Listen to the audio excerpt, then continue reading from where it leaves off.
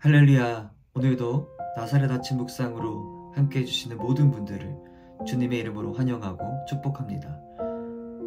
오늘 우리가 함께 나눌 하나님의 말씀은 잠언 13장 1절 말씀입니다.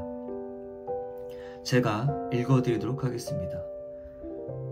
지혜로운 아들은 아비의 훈계를 들으나 거만한 자는 꾸지람을 즐겨 듣지 아니하느니라. 오늘 본문은 듣는 자의 지혜에 대해서 이야기합니다. 이 본문에서 듣다라는 단어는 사본의 종류에 따라서 두 가지로 크게 분류될 수 있습니다. 첫 번째로는 기쁘게 하다라는 뜻이 있고요. 두 번째로는 말 그대로 듣다라는 뜻이 있습니다. 그런데 이 두 가지 단어에 공통적으로 포함되는 또 하나의 뜻이 있는데 그것이 바로 순종의 개념입니다. 그러니까 다시 말하면 지혜로운 아들은 아버지의 훈계를 듣고 순종하여 아버지를 기쁘게 한다라는 것입니다. 뒤에 이어 나오는 교만한 자는 아버지의 말을 듣지 않습니다. 여기서 우리가 볼 수 있는 것은 아버지의 훈계를 듣고 순종한다라는 것은 겸손할 때 가능한 것입니다. 잠언 3장 7절에서는 스스로 지혜롭게 여기지 말고 여호와를 경외하며 악을 떠나라고 권면합니다. 또 로마서 1장에서는 하나님을 무시하며 스스로 지혜 있다고 여기는 자들이 깊은 교만과 우상숭배에 빠져서 어리석은 행동을 하는 것들을 보여줍니다. 따라서 교만하다라는 것은 하나님의 말씀을 들을 수 없는 상태, 즉 하나님을 마음에 두기를 싫어하는 상태를 이야기합니다. 반대로 하나님의 말씀을 듣는다라는 것은 하나님을 경외하며 하나님이 내 삶의 주인이 되심을 인정하며 그분께서 나의 삶을 인도하신다라는 것을 믿고 순종함으로 나아가는 것이 바로 듣는 자의 모습입니다. 따라서 오늘 우리의 삶은 하나님의 말씀을 듣고 순종하는 삶을 살아가는가, 아니면 나의 소견에 옳은 대로 사는가에 따라 달라지게 되는 것입니다. 잠언 13장 13절에서는 말씀을 멸시하는 자들에게는 패망을 이루고 계명을 두려워하는 자는 상을 받는다라고 기록되어 있습니다. 즉 하나님의 말씀을 듣는 자들에게 상이 있음을 약속하는 것입니다. 일평생 하나님을 기쁘게 해드렸던 분을 한 명 소개해야 한다면 그분은 바로 예수님이십니다. 그분은 본래 하나님과 동등하신 분이셨습니다. 하지만 하나님과 동등됨을 취하지 않고 자신의 모든 것을 비워 하나님 아버지께 복종하셨습니다. 육신의 몸을 입고 사시는 동안에도 예수님께서는 늘 하나님의 말씀에 순종하며 기도하며 하나님의 뜻대로 살아가셨습니다. 우리가 잘 알고 있듯이 예수님께서는 그 마지막 죽음의 순간까지도 하나님 아버지의 뜻을 겸손히 받아들이시며 그분의 모든 것으로 하나님 아버지를 기쁘게 하였습니다. 그리고 하나님께서는 그 예수님을 지극히 높이사 모든 이름 위에 뛰어나게 하시며 영원히 찬송받게 하셨습니다. 이 얼마나 놀라운 상을 허락하신 것입니까? 또 아브라함을 보면 아브라함은 100세에 얻은 그 약속의 독생자 이삭을 바치라는 그 하나님의 말씀에 순종함으로 하나님이 그 모습을 기뻐 받으사 그를 믿음의 조상으로 세우셨습니다. 이 외에도 성경은 하나님의 말씀을 듣고 순종하는 자와 그렇지 않은 자들의 인생이 어떻게 달라지는가를 지속적으로 보여줍니다. 우리는 오늘 누구의 지혜를 따라가고 살아가고 있습니까? 주변에 성공한 사람들의 지혜를 구하고 있습니까? 또 인기 유튜버들의 지혜를 구하며 살아가고 있습니까? 열심히 자기 개발서를 읽고 인문학을 읽으면서 세상의 지혜를 구하고 있습니까?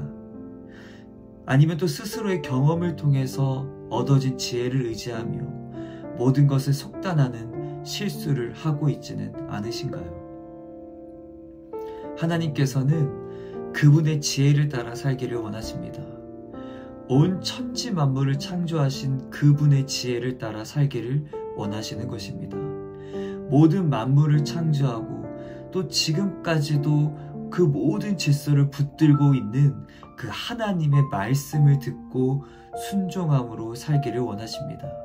왜냐하면 그것이 우리가 가장 행복하게 살 수 있는 길이기 때문입니다. 여러분도 다 아시다시피 뜻대로 되지 않는 것이 우리의 인생이며 기대하지 않았던 불행이 예고 없이 다가오는 것이 우리의 인생입니다. 우리의 계획은 늘 완벽한 것 같지만 우리 앞에 펼쳐지는 그 결과들은 때때로 우리의 지혜와 노력을 비웃으며 우리를 무기력하게 하기도 합니다. 하지만 우리의 선한 아버지 되시는 하나님께서는 전지전능하시며 지혜가 무한하신 분이십니다. 그분이 곧 길이며 진리며 생명이십니다. 우리가 오늘 하루 가장 지혜롭게 살아갈 수 있는 방법은 하나님의 말씀을 듣고 순종하는 것입니다.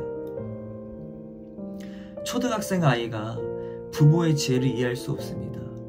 그래서 막 떼를 부리기도 합니다. 엄마는 아무것도 몰라, 아빠는 아무것도 몰라 라고 떼를 부리고 또 부모의 마음에 비수가 꽂히는 말들을 하기도 하죠. 왜냐하면 초등학생 아이가 부모의 그 지혜를 완전하게 이해할 수 없고 완전하게 받아들일 수 없기 때문입니다. 생각하는 차원과 경험이 다르기 때문입니다. 우리가 하나님 아버지의 말씀을 다 이해할 수 없는 것은 당연한 것입니다. 이 세상의 누구도, 이 세상의 그 누구도 하나님의 말씀을 이해할 수 없다는 것이 그분의 지혜가 무궁하며 그분께서 전지전능한 분이시라는 것을 증명하는 것입니다. 우리는 말씀이 희미해져가는 시대를 살아가고 있습니다. 이것은 어쩌면 우리에게 큰 기회가 될 수도 있습니다. 하나님 말씀에 두려워 떠는 그 한 사람이 더욱 빛나게 될 것입니다. 하나님의 말씀을 듣고 순종하는 자들이 하나님 눈에 띄게 될 것입니다. 어두워져가는 이 시대 속에서 말씀의 빛이 더욱 환하게 비춰질 것입니다. 오늘 우리는 하나님의 상을 기대하며 살아가야 합니다. 하나님께 나아가는 자들은 반드시 그분이 계신 것과 또 그분이 상 주시는 이심을 믿어야 한다고 바울은 이야기합니다. 여러분, 하나님의 상을 기대하시길 바랍니다. 하나님의 말씀을 듣는 자들에게 주신다고 하셨던 그 상을 기대하시길 바랍니다. 하나님의 말씀대로 행하였더니 우리의 길이 평탄하게 되어지고 우리의 인생이 형통하게 되어지는 그 은혜를 경험하시길 바랍니다. 하나님의 지혜가 저와 여러분의 삶을 통해 세상에 드러나게 되어서 이 세상에서 지혜롭다라고, 이 세상에서 똑똑하다고, 힘이 있다고 그렇게 자부하는 자들을 부끄럽게 하길 원합니다. 그래서 저와 여러분의 삶이 온통 하나님의 영광으로 가득한 삶이 되기를 원합니다. 이것이 가능한 것은 단 한 가지에 달려 있습니다. 우리가 하나님의 말씀에 붙들려 있는가, 아니면 하나님의 말씀과 분리된 삶을 살아가고 있는가. 이 단 한 가지 차이에 의해서 우리의 인생은 완전히 달라지게 될 것입니다. 그래서 우리 모두 하나님의 말씀에 붙들린 지혜로운 아들과 딸들로 오늘 하루를 살아가게 되고, 그래서 하나님께서 말씀을 듣고 순종하는 자들에게 부어주시는 그 놀라운 상을 직접 경험하고 증거하게 되는 우리의 삶이 되기를 주님의 이름으로 간절히 축원합니다. 아멘.